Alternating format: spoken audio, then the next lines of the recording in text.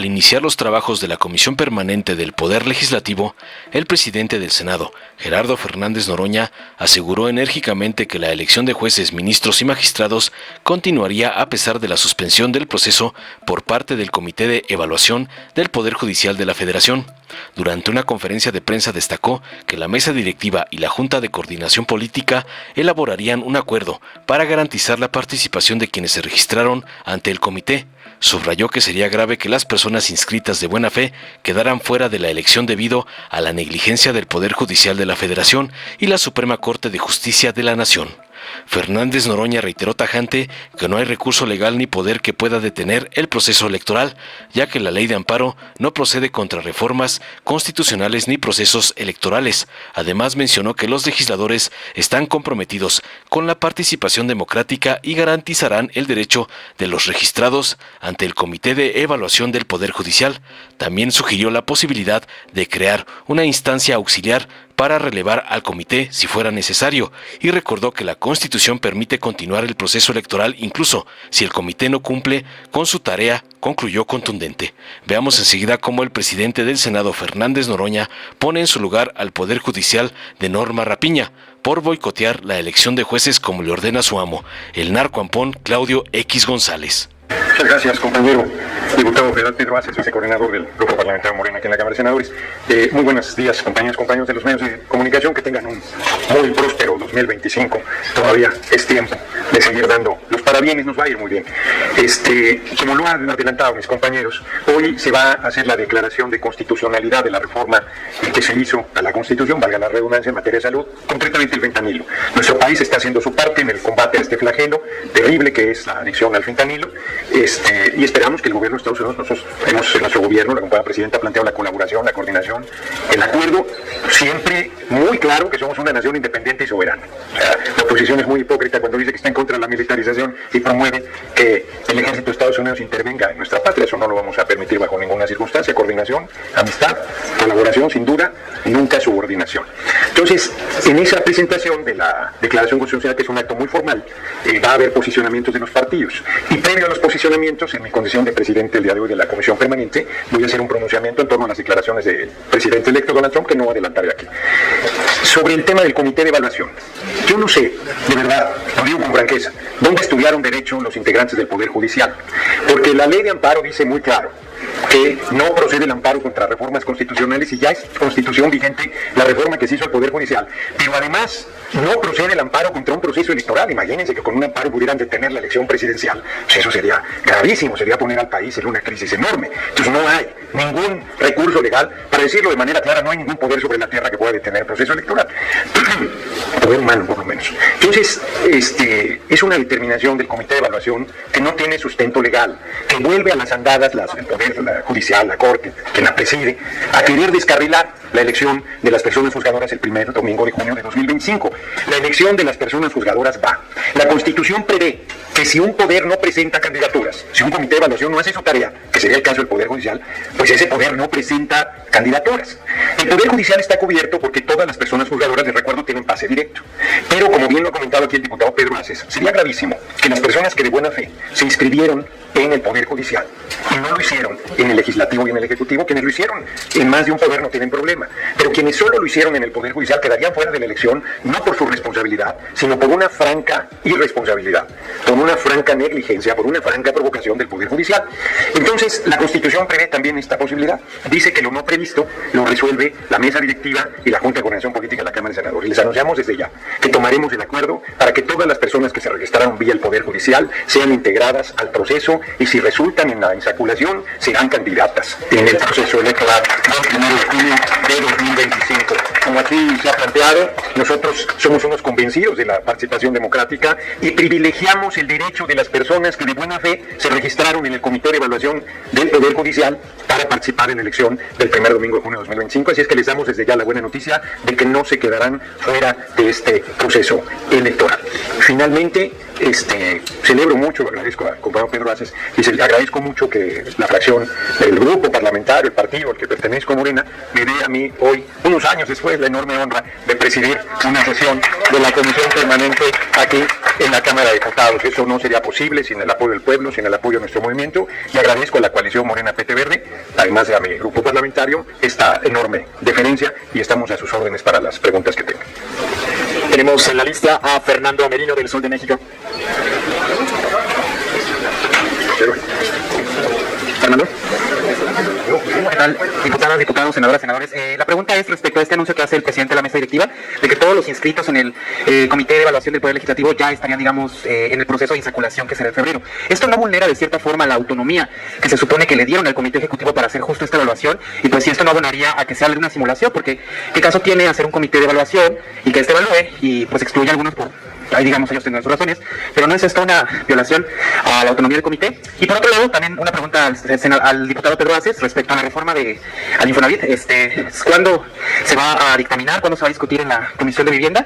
Y también pues dice que ya escucharon a los sectores involucrados. ¿No sería, digamos, mejor haber hecho un parlamento abierto para que los ciudadanos pues escucharan estas conclusiones y no se quedaran únicamente en acuerdos pues ahí opacos entre los diputados y los sectores?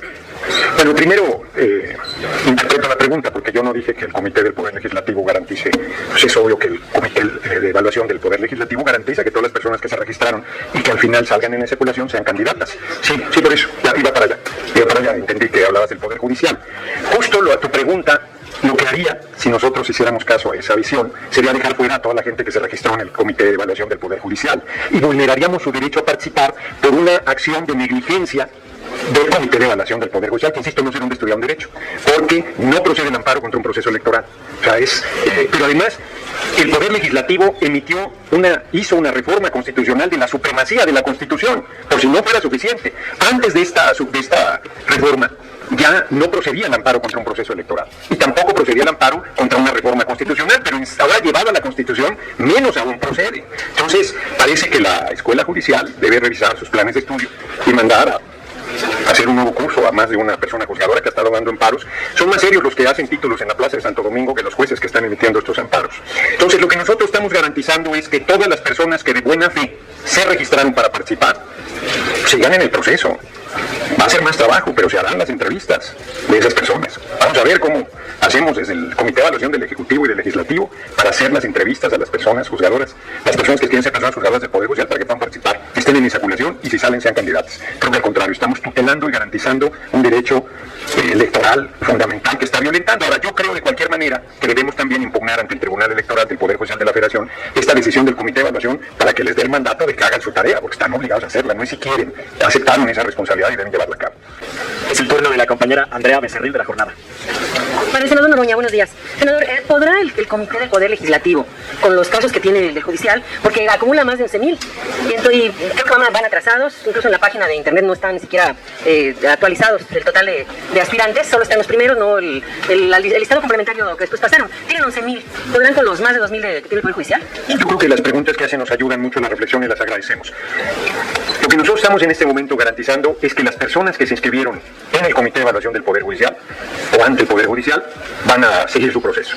Lo haremos con los comités de evaluación del Poder Legislativo y el Ejecutivo, o inclusive crearemos una instancia auxiliar que entre al relevo. Eso es algo que tiene que discutir la Junta de Coordinación Política de la Mesa Directiva de la Cámara de Senadores, y tomaremos la decisión más eficaz con los tiempos a contrarreloj, porque además hay que recordar que en la primera semana de febrero tienen que estar resueltas ya la determinación, una vez hecha la insaculación, de quiénes van a ser las personas que serán candidatas a la elección. Entonces, ¿cuál será la manera?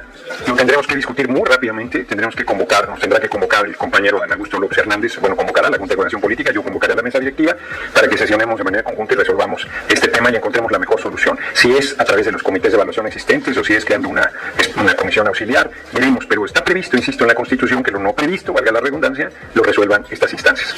Y lo que nosotros tenemos que hacer es garantizar que quienes se registraron no queden fuera por una negligencia del Comité de Evaluación del Poder Judicial. Sí, perdón, ¿sería un intento más desde el Poder Judicial de frenar la elección de jueces, magistrados y ministros? Un intento desesperado e irresponsable del Poder Judicial de descarrilar la elección sin tener argumentos, pero no nos sorprende, los vimos votando sin ninguna facultad querer echar atrás la Constitución. Los vimos votando que la mayoría calificada no era de 8, sino de 6, en un acto verdaderamente terrible de irresponsabilidad de la Suprema Corte de Justicia. Yo, la verdad, en lo personal pensé que ya se habían allanado, pero parece que ya se les pasó el espíritu navideño y que están otra vez de manera pugnaz queriendo descarrilar. No podrán, la elección de las personas juzgadoras se realizará el 1 de junio, el primer domingo de junio, el 1 de junio de 2025. Gracias. Les guste o no les guste, lo quieren o no lo quieren. Hola, buen día a todas las legisladoras y legisladores. Preguntarte, Gerardo, si hay corchetes en cada uno de los párrafos de todas esas reformas que se han hecho, para que así de repente, pues dice, bueno, no está funcionando todo esto, vamos a abrirlo y ponemos así, porque parece que siempre van a estar salvando algo. Y precisamente sobre este descarrilamiento que dicen, sobre el proceso que se va a dar el 1 de junio, el INE, que está solicitando más dinero, ¿cómo van a resolver ese asunto? Y también, pues hasta ahorita todavía no se sabe cómo va a votar la gente, cuántas hojas les van a dar, si se las pueden llevar a su casa o no, pues para que hagan esta selección, porque son muchísimos los nombres que van a aparecer en las boletas. Gracias. Empiezo por esto último. Hay que recordar que la ciudadanía va a votar por 10 personas candidatas, 5 mujeres y 5 hombres, y del listado tendrá que escoger a esas 10.